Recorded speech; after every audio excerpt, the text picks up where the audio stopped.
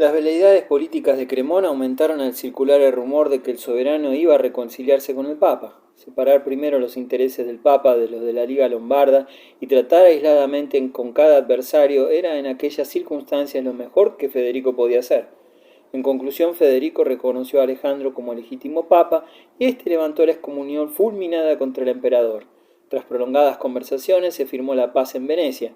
Mientras la ciudad ardía en fiestas, el pontífice y el emperador sancionaron su tratado con un encuentro personal en la Basílica de San Marcos, 1177. En el pórtico del célebre santuario se erigió un trono para el Papa. Se acercó Federico, se despojó de su manto púrpura, postróse y besó humildemente los pies del soberano pontífice. El Papa, echando lágrimas, levantó al monarca y le dio el beso de la paz. Simultáneamente, el emperador firmó una tregua de 6 años con la Liga Lombarda y otra de 15 con el rey de Sicilia. Solucionados los asuntos de Italia, podía disponer el emperador su regreso a Alemania. Quedaba libre para entenderse con Enrique el León. En medio de impresionantes ceremonias oficiales entró Alejandro en la ciudad eterna. Su victoria fue completa cuando Inocencio, el cuarto de la sucesión de antipapas sostenido por Barbarroja, vino a postrarse y reconocerlo como vicario de Cristo. 1180. La lucha contra Enrique el León. Una vez en Alemania, Federico llamó a Enrique el León para que se justificase. Muchos enemigos del presuntuoso güelfo se habían quejado también de él, confiando en su bien entrenado ejército y en su talento militar. Había vulnerado la tregua imperial proclamada por Federico. 4 veces lo requirió éste a comparecer ante el Tribunal de Justicia Imperial, pero Enrique no se dio por enterado. Este príncipe, especie de monarca no coronado de media Alemania y que tenía por suegro el rey Enrique II de Inglaterra, se juzgaba superior a la ley. No quedó otra alternativa que desterrar a Enrique del imperio y desposeerlo de sus feudos. En la lucha entablada entre el Staufen y el Güelfo, Enrique el León llevó la peor parte. No le quedó otro recurso que echarse a los pies de Federico y entregarse a merced del vencedor. Cuando éste vio a su orgulloso vasallo en tan humillante postura, debió recordar las muchas veces que su sobrino y él se hallaron juntos, no solo en el campo de batalla, sino también en el consejo de príncipes. También llorando, tendió la mano a su adversario y lo levantó, dándole el beso de la paz. El conmovedor espectáculo no agradó a los demás príncipes. Unánimes avanzaron hacia el emperador, exigiéndole que no devolviera al duque Enrique su feudo, sino con el asentimiento general. El emperador hubo de ceder. La sentencia condenatoria de Enrique había sido pronunciada de común acuerdo entre el emperador y los príncipes vasallos, y sin apelación. Como única gracia, Enrique solamente pudo conservar sus posesiones hereditarias de Brunswick y de Luneburgo. Los demás feudos fueron distribuidos entre diversos príncipes alemanes. Desde entonces no hubo vasallo imperial lo bastante fuerte para enfrentarse con la autoridad de los Hohenstaufen. Ningún monarca de Europa era capaz de medir sus fuerzas con Federico Barbarroja, ni siquiera Enrique II, el poderoso rey inglés. Pudiera preguntarse por qué Federico no conservó para sí los territorios de su vasallo, Enrique el León, administrándolas con sus propios funcionarios. Tal era el método que permitió a los capetos crear poco a poco el Estado francés. En Alemania eso no era posible sin tremendos altercados entre el emperador y la nobleza. Federico era un político demasiado avispado para arriesgarse una experiencia que hubiera exigido graves sacrificios. Prefería no merecer el título de déspota. Lejos de ser autócrata, solo deseaba ser en el concierto de príncipes alemanes el primero entre iguales. Respecto a las vicisitudes posteriores de Enrique el León, debe recordarse que trató de aprovechar la ausencia de Barbarroja en marcha a la cruzada para posesionarse de sus antiguos territorios, pero frustróse su intento gracias a la enérgica intervención del joven príncipe heredero, el futuro emperador Enrique VI. El autoritario güelfo renovó su tentativa cuando éste fue nombrado emperador y combatía en Italia, pero su intento fracasó una vez más. La autoridad imperial consiguió imponerse en la nobleza, pero la aspiración de Federico a restablecer sobre toda Europa occidental el mandato del Sacro Imperio pertenecía hacía tiempo al pasado. En cambio, la obra que Enrique el León convirtió en objeto de su vida, la germanización de las tierras eslavas al este del Elba, quedó íntegra hasta hoy, con la salvedad de que después de la Segunda Guerra Mundial los polacos, moviendo sus fronteras hasta el Oder, recuperaron una parte importante de estos territorios otrora eslavos. Federico Barbarroja y su política italiana. En 1183 expiraba la tregua entre el emperador y la Liga Lombarda. Siguió un tratado de paz realizado en debida forma. Federico renunció a acabar con la autonomía de las ciudades lombardas, aunque mantuvo tanto allí como en Alemania su autoridad como soberano, asegurándose las principales fuentes de recursos. Un año después, la política de Barbarroja, ya más Cano que Colorín, logró un nuevo éxito mediante los esponsales de su hijo y heredero Enrique con Constanza, heredero del trono de Sicilia. Tal unión distaba de ser romántica. Constanza no era agraciada y tenía 11 años más que su prometido, pero desde el punto de vista político el matrimonio constituía una empresa utilitaria. Los Hohenstaufen podrían hacer del Estado normando de Sicilia tan bien organizado el punto de apoyo para su hegemonía en Italia. La última vez que el anciano emperador visitó Italia, en donde había pasado casi la mitad de su reinado, pudo ir sin ejércitos, como pacificador y padre de la patria. En las florecientes ciudades lombardas fue recibido con fiestas y muestras de respeto. Los festejos más espléndidos se celebraron en Milán. Allí tuvieron lugar los esponsales entre el heredero al trono imperial y la princesa Constanza de Sicilia. Sucesivamente ciñeron la frente del joven prometido las coronas reales de Alemania, Lombardía y Nápoles. Con todo, el creciente poder de los Hohenstaufen no dejaba de inspirar preocupación, en particular en la Santa Sede, cuya situación entre el Sacro Imperio Romano Germánico y el reino siciliano era por demás incómoda, entre aquel bloque político que la atenazaba por el norte y por el sur.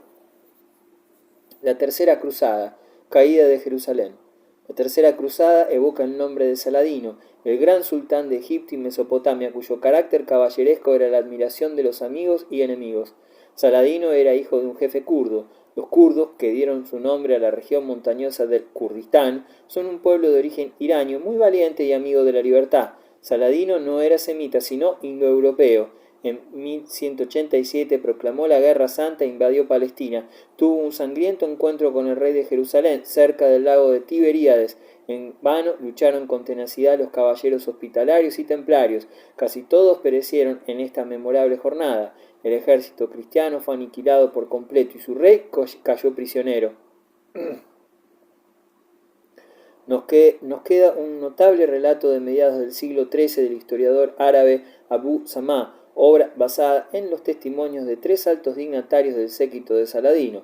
Cuando los cristianos se pusieron en marcha, el viento les daba de frente. Los turcos aprovecharon esta circunstancia para incendiar la hierba seca de la estepa, de modo que los francos pronto hubieron de luchar contra las llamas y el humo. Así los adoradores de la Trinidad fueron en esta vida atormentados con triple fuego, el de la estepa, el de la sed y el de las flechas. Después de la victoria de Tiberíades, Saladino se apoderó de todos los castillos que rodeaban Jerusalén. Antes de poner sitio a la ciudad, los graves desperfectos causados por las máquinas de asedio desanimaron a los defensores, que pidieron un armisticio. Saladino rehusó al principio. «Quiero conquistar Jerusalén», decía, «como la conquistaron los cristianos hace 90 años. Mataré a todos los hombres y me llevaré a las mujeres como esclavas. Mañana tomaremos la ciudad». A lo que respondieron los cristianos: «Si hemos de renunciar a toda esperanza por medio de conversaciones, lucharemos desesperadamente hasta el último de nosotros, pegaremos fuego a las casas y destruiremos los templos, mataremos a los 5000 prisioneros musulmanes que tenemos hasta no dejar uno, aniquilaremos nuestros bienes antes de dejároslo, mataremos a nuestros hijos, ni un ser humano quedará con vida y perderéis todo el fruto de la victoria». Tan altiva respuesta hizo reflexionar a Saladino, que reunió en consejo de guerra a sus hombres. Le aconsejaron que aceptase la capitulación de Jerusalén mediante un rescate por cada habitante. Con estas condiciones se rindió la población. 1187. De nuevo estaba la ciudad santa en manos de los infieles. Entre gritos de alegría de los musulmanes y lamentos de los cristianos, fueron transformadas las iglesias en mezquitas, las cruces fueron arrojadas al suelo y fundidas las campanas de las iglesias. Una vez pagado su rescate, los cristianos pudieron abandonar la ciudad. Varios miles de cristianos pobres que no pudieron pagar dicho rescate fueron puestos también en libertad. 2 detalles sorprendentes: 1, que Saladino mandó incluso distribuir limosnas entre los francos pobres, y 2, que apenas salieron estos infortunados de Tierra Santa, fueron despojados cerca de Trípoli, en Siria, por sus propios correligionarios. Después de Jerusalén, pronto cayó toda Palestina en poder de Saladino. Abú Samá narra con orgullo cómo Saladino, al frente de un ejército de hombres llegados del paraíso, combatía a los enviados del infierno con tal éxito que Tierra Santa fue purificada y con ayuda de Alá liberada de sus sufrimientos. El pecado de impiedad fue ahogado en sangre y la creencia en el único Dios verdadero triunfó sobre la doctrina de la Trinidad. El dolor y la indignación no conocieron límites cuando se supo la caída de Jerusalén. La existencia de la cristiandad estaba una vez más en peligro. No en vano se apeló a príncipes y señores y a su fidelidad a Cristo, soberano supremo. Los tres monarcas más poderosos de Occidente, el emperador Federico Barbarroja y los reyes Felipe II, Augusto de Francia y Ricardo Corazón de León de Inglaterra, se dispusieron a combatir. Federico Barbarroja muere en la cruzada. Federico, hasta entonces en buenas relaciones con Saladino, le ordenó en 1188 que evacuara Jerusalén, que devolviera a los cristianos la verdadera cruz, el botín del combate de Tiberíades, y los indemnizase por los perjuicios que se les habían causado. Saladino respondió altivo que los cristianos no le inspiraban ningún temor y que confiaban en Alá, que le había concedido tantas victorias. Por amor a la paz, se declaraba dispuesto, no obstante, a restituir a los cristianos la verdadera cruz, así como algunos territorios, poner en libertad a todos los prisioneros cristianos y permitir a los peregrinos que visitaran en paz el Santo Sepulcro. Tales concesiones eran insuficientes para que Barbarroja renunciase a sus proyectos de cruzada. Además de los motivos de orden religioso y caballeresco, no deben descartarse sus intenciones políticas. Los cruzados afluían de toda Europa. De cualquier lugar llegaban los caballeros buscando el desquite con los sarracenos. Para todos era motivo de honor ser cruzado en Tierra Santa. En el verano de 1189, Federico se puso en marcha al frente de un ejército que, según los cronistas, ascendía a unos 100.000 hombres. Con habilidad, aunque con sensibles pérdidas, conducía al anciano y experimentado emperador a sus hombres a través del Asia Menor. Ante la batalla más peligrosa que sostuvo con los turcos, arengó a sus hombres prometiéndoles el paraíso. Los cruzados alemanes, avanzando a lo largo del río Salef, se acercaban ya a la costa meridional de Asia Menor cuando circuló una triste noticia. El emperador ha muerto. Federico se había ahogado en el río mientras se bañaba, reponiéndose de una marcha agotadora por el calor. La muerte inesperada del soberano causó en su gente un efecto demoledor. ¿Cómo creer ya, después de tan accidente, en apariencia sin sentido, en la consigna de los cruzados? Dios lo quiere. En la patria de Federico Barbarroja nació con el tiempo la leyenda de que el viejo emperador duerme en una cueva del Christfrausberg, en Turingia, recostado en una losa de piedra. Su larga barba le ha crecido hasta el suelo, pero algún día, cuando su país y su pueblo le amenace la desgracia, el poderoso mantenedor de la ley y del orden despertará de su sueño y restablecerá el imperio alemán en todo su esplendor. Ricardo Corazón de León y el sultán Saladino. El mando del ejército alemán recayó en el hijo del emperador difunto, el popular duque Federico. Los cruzados siguieron a costa de dificultades y numerosas víctimas su camino hacia Siria. Allí los alemanes se unieron a los cruzados franceses e ingleses trasladados por mar a Tierra Santa.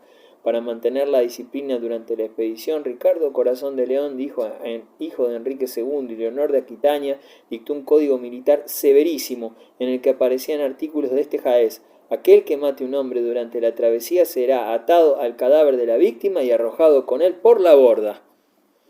Al acercarse los alemanes a Siria, ingleses y franceses desembarcaron junto a San Juan de Acre, en la Palestina central. Inmediatamente sitiaron la ciudad. En vano intentó Saladino obligarles a levantar el asedio. Durante las operaciones, los alemanes perdieron a su nuevo jefe, el duque Federico, que cayó víctima de la peste. Por fin, en el verano de 1191, la ciudad capituló. Desde entonces y durante un siglo constituyó el principal apoyo de los cristianos en Tierra Santa. Se esperaba que tras la toma de San Juan de Acre se clamara una sola consigna: a Jerusalén. Pero no hubo posibilidad de ello. La discordia en el campo de los cruzados ahogó toda iniciativa. Durante el asalto a San Juan de Acre provocóse una escena penosa entre las murallas de la ciudad. El duque Leopoldo de Austria fue el primero en clavar su estandarte en los muros, ante los gritos alborozados que saludaban la caída de la ciudad. Despechado, Ricardo Corazón de León arrancó el estandarte del duque, lo arrojó al suelo y en su lugar plantó el suyo. El duque reprimió su cólera en aquel momento y reservó su venganza para una ocasión más favorable. Ricardo Corazón de León tampoco simpatizaba con sus aliados franceses. Al fin, Felipe Augusto se cansó de él y, pretextando una enfermedad, regresó a Francia con la mayoría de su ejército, dejando una escasa tropa a las órdenes de Ricardo.